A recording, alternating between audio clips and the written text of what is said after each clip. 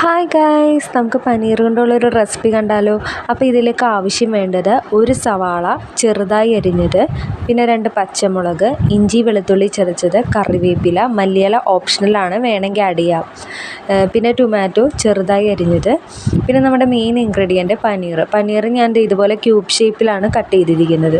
പിന്നെ നമുക്കിതിലേക്ക് വേണ്ടത് മഞ്ഞൾപ്പൊടി, മുളക് പൊടി, മല്ലിപ്പൊടി, ഉപ്പ്, പിന്നെ മസാല നിങ്ങൾ ഏതാണോ യൂസ് ചെയ്യുന്നത് അത് യൂസ് ചെയ്യുക. അപ്പോൾ നമുക്കിത് എങ്ങനെ ഉണ്ടാക്കുന്നതെന്ന് നോക്കാം. ആദ്യമായിട്ട് ഞാനൊരു പാൻ ചൂടാക്കാൻ വെച്ചിട്ടുണ്ട്. ഞാനിവിടെ യൂസ് ചെയ്യുന്നത് വെളിച്ചെണ്ണയാണ് കേട്ടോ, സാധാ വെളിച്ചെണ്ണയാണ് ഒഴിച്ചു കൊടുക്കുന്നത്.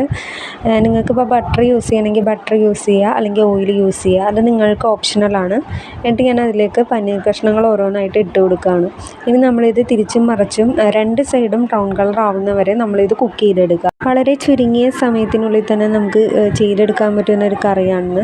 അധികം ഇൻഗ്രീഡിയൻസും ആവശ്യമില്ല, അതുപോലെ തന്നെ അധികം ടൈമും വേണ്ട. എളുപ്പത്തിൽ തന്നെ നമുക്കിത് കുക്ക് ചെയ്തെടുക്കാം. അപ്പോൾ ഇപ്പോൾ ഗസ്റ്റൊക്കെ വരികയാണെങ്കിൽ നമുക്ക് എളുപ്പം ഉണ്ടാക്കാൻ പറ്റുന്ന ഒരു കറിയാണ്. ഇതിപ്പോൾ ചപ്പാത്തിയുടെ കൂടെയോ ചോറിൻ്റെ കൂടെയോ നമുക്ക് എങ്ങനെ വേണമെങ്കിലും കഴിക്കാവുന്നതാണ്. ഞാനിപ്പോൾ ഇത് തിരിച്ചും മറിച്ചുവിട്ട് ഏകദേശം ഒരു ബ്രൗൺ കളർ ആക്കി എടുത്തിട്ടുണ്ട്. അധിക സമയമൊന്നും വേണ്ട, വളരെ കുറച്ച് സമയം മതി. വേഗം നമുക്ക് ചെയ്തെടുക്കാവുന്നതേ ഉള്ളൂ. അപ്പോൾ നമ്മുടെ പനീർ ഇവിടെ റെഡി ആയിട്ടുണ്ട്. ഇനി നമുക്ക് ഗ്രേവി ഉണ്ടാക്കാം. ഞാൻ സെയിം വെളിച്ചെണ്ണയിൽ തന്നെയാണ് കേട്ടോ ഉണ്ടാക്കുന്നത്. അപ്പോൾ ഇതിലേക്ക് ഇത്തിരി നല്ല ജീരകം ഇട്ട് കൊടുക്കുക. അത് കഴിഞ്ഞ് പച്ചമുളക്, കറിവേപ്പില, സവാള ഇത് 3 ഇട്ട് നല്ലപോലെ വഴറ്റി കൊടുക്കണം. അപ്പോൾ നമ്മുടെ സവാള ഇവിടെ നല്ലപോലെ വഴന്നു വന്നിട്ടുണ്ട്. ഈ ഒരു പരിവാകുമ്പോഴാണ് നമ്മൾ മസാലപ്പൊടികൾ ചേർത്ത് കൊടുക്കേണ്ടത്. ആദ്യമായിട്ട് ഞാൻ മഞ്ഞൾപ്പൊടി 1/2 ടീസ്പൂൺ ചേർത്ത് കൊടുക്കുന്നുണ്ട്. എല്ലാം നിങ്ങളുടെ ഒരു കണക്കനുസരിച്ചിട്ടാണ് കേട്ടോ ചേർക്കേണ്ടത്. പിന്നെ മുളക് പൊടി ഞാൻ 2 ടേബിൾ സ്പൂണാണ് ചേർക്കുന്നത്. ഇതധികം എരിവില്ലാത്ത മുളക് പൊടി ആയതുകൊണ്ടാണ് ഞാൻ 2 ടേബിൾ സ്പൂൺ ചേർക്കുന്നത്. പിന്നെ നമ്മളിതിലേക്ക് മല്ലിപ്പൊടി അത് ഞാൻ 1 സ്പൂൺ ചേർക്കുന്നുണ്ട്.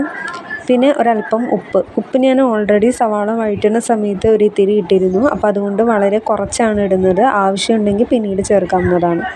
എന്നിട്ട് ഇതെല്ലാം കൂടി നല്ലപോലെ വഴറ്റി മസാലയുടെ ആ ഒരു പച്ചമണം മാറുന്നത് വരെ ഒരു 2 മിനിറ്റ് ഇളക്കി കൊടുത്തതിന് ശേഷം നമുക്കിതിലേക്ക് അരിഞ്ഞു വെച്ചിരിക്കുന്ന തക്കാളി ചേർത്ത് കൊടുക്കാം. തക്കാളി നമ്മൾ ഇതുപോലെ തന്നെ നല്ലപോലെ വഴറ്റി കൊടുക്കണം. ആ ഒരു പച്ചമണം മാറി തക്കാളി അത്യാവശ്യം വേവണം.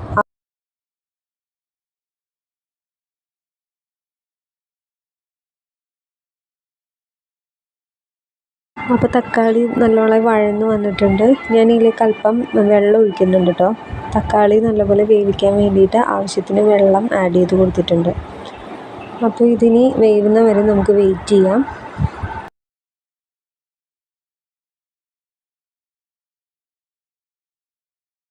അപ്പോൾ നമ്മുടെ തക്കാളിയൊക്കെ ഇവിടെ നല്ലപോലെ വെന്ത് വന്നിട്ടുണ്ട്. ഇനി നമുക്ക് ഇതിലേക്ക് വറുത്ത് വെച്ചിരിക്കുന്ന പനീറിട്ട് നല്ലപോലെ ഇളക്കി കൊടുക്കാം. അധികം ടൈം എടുത്ത് ഇളക്കണ്ട, കാരണം ഓൾറെഡി പനീർ കുക്കാക്കി നമ്മൾ വെച്ചിരിക്കുന്നതാണ്. ഇനി അധികം ടൈമിൽ ഇളക്കുകയോ അതുപോലെ കുക്ക് ചെയ്യാനോ വെക്കണ്ട. ജസ്റ്റ് ഇതുപോലെ ഗ്രേവി ആയിട്ട് നല്ലപോലെ മിക്സ് ചെയ്തതിന് ശേഷം ഫ്ലെയിം ഓഫ് ചെയ്യാം. ഫൈനലി ഞാൻ ഇതിലേക്ക് അല്പം മല്ലിയില ആഡ് ചെയ്ത് കൊടുക്കുന്നുണ്ട്. അത് ഓപ്ഷണലാണ്, നിങ്ങൾക്ക് ഉണ്ടെങ്കിൽ ആഡ് ചെയ്യാം, ഇല്ലെങ്കിൽ കുഴപ്പമില്ല. അപ്പോൾ നമ്മുടെ പനീർ കറി ഇവിടെ റെഡി ആയിട്ടുണ്ട്. എല്ലാവരും ട്രൈ ചെയ്ത് നോക്കുക. അപ്പോൾ വീഡിയോ ഇഷ്ടമായെങ്കിൽ ലൈക്ക് ചെയ്യുക, ഷെയർ ചെയ്യുക, സബ്സ്ക്രൈബ് ചെയ്യുക. താങ്ക്